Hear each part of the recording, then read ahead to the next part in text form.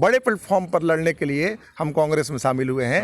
हम संघर्षों में यकीन करने वाले लोग हैं। हम लाठी खाने वाले रहे हैं, जेल जाते रहे हैं। देश के अंदर में जब बड़ी बड़ी लड़ाइयाँ जब लड़ी जाएंगी तो वह केवल लाल झंडे के बैनर तले नहीं लड़ी जा सकती है। यूथ नौजवान है जो झूम करके 2014 में मोदी जी को वोट किए थे, वो आज ढूंढ रहे हैं। सवाल केवल यह नहीं है कि हम मतलब एक दल को छोड़कर दूसरे दल में आ रहे हैं। यह एक बड़े प्लेटफॉर्म के रूप में हम लोगों ने कांग्रेस को देखा है। नमस्कार, आप देख रहे हैं लाइव सिटीज़। मैं हूं आपके साथ सौरभ राज। सीपीआई नेता कन्हैया कुमार कांग्रेस ज्वाइन किए, लेकिन अपने साथ बिहार एआईएसएफ के कुछ और सदस्य को लेकर के भी वो कांग्रेस चले गए। मेरे साथ रंजीत और सुशील हैं। इन दोनों से जानेंगे कि आखिर कांग्रेस में इन दोनों को क्या बेहतर नज़र आया जो कम्युनिस्टों के अंदर नहीं थी, और क्यों इन्होंने कांग्रेस ज्वाइन किया।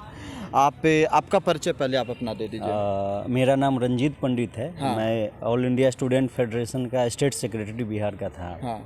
अभी मैंने कांग्रेस ज्वाइन किया। असल में देश के ऊपर जो मौजूदा जो समस्या है देश के अंदर, वह काफ़ी नाजुक है। जो डेमोक्रेटिक राइट्स हैं उस पर हमले हो रहे हैं, देश के जो संविधान है उस पर हमले हो रहे हैं। तो यह जो स्थिति है बहुत भयावह है। ऐसी स्थिति में ज़रूरी है कि जो लड़ाइयाँ हैं, जो संघर्ष है, वह बड़े स्तर पर हो। बड़े स्तर पर करने के लिए बड़े जो संघर्ष करने वाली पार्टियां हैं उनके साथ जोड़ करके ही लड़ी जा सकती है, और जो हमले संविधान पे लोकतांत्रिक मूल्यों पे हो रहे हैं उसको बचाया जा सकता है। कन्हैया कुमार के साथ आप भी आ गए कांग्रेस में। जी, आप भी ये बताइए कि बिहार कांग्रेस को कैसे मजबूत कीजिएगा। देखिए, बिहार कांग्रेस को मजबूत करने का हालात बहुत पूरे देश के अंदर अच्छा है। बिहार भी उसमें इंक्लूड है। खासकर मोदी जी ने यह मौका दे दिया है हम लोगों को। जिस तरीके से एम्प्लॉयमेंट का आप सवाल देख रहे हैं, सार्वजनिक सेक्टरों को जैसे बेचा जा रहा है, लगातार जो हमले हो रहे हैं। यूथ नौजवान है जो झूम करके 2014 में मोदी जी को वोट किए थे, वो आज ढूंढ रहे हैं कि कहाँ इनसे लड़ने वाले लोग हैं। और उसमें कन्हैया कुमार एक प्रखर आवाज़ है पूरे देश के अंदर। इसलिए इनके साथ हम लोग जुड़े हैं। तो वहाँ बड़े तबके पे बड़ी संख्या में लोग हमारे तरफ आ रहे हैं। फ़ोन आ रहे हैं, मैसेज आ रहे हैं, व्हाट्सएप कॉल आ रहे हैं, मैसेंजर पे आ रहा है। निश्चित तौर पे जो यह स्थितियाँ हैं वह संकेत करता है कि यहाँ से जाने के बाद यह लड़ाइयाँ बड़ी मजबूत होगी और ज़ोरदार तरीके से हम लोग लड़ेंगे। अभी कन्हैया के साथ कांग्रेस में आ गए। लाल झंडा के नीचे भरोसा नहीं था। लाल झंडा लगातार लड़ने वाला एक विचारधारा है और लगातार वह लड़ते रहा है। लेकिन आप सब जानते हैं कि जब देश के अंदर में जब बड़ी बड़ी लड़ाइयाँ जब लड़ी जाएंगी तो वह केवल लाल झंडे के बैनर तले नहीं लड़ी जा सकती है। जैसे कि अभी अगर आप देखेंगे तो तमाम वैसे फोर्सेज को एक साथ आने की ज़रूरत है, और एक साथ आ भी रहे हैं पूरे देश के अंदर में, जो कि वह मतलब कि मोदी के खिलाफ है, जो बीजेपी या एनडीए गठबंधन के जो खिलाफ है। कांग्रेस भी उसी में है।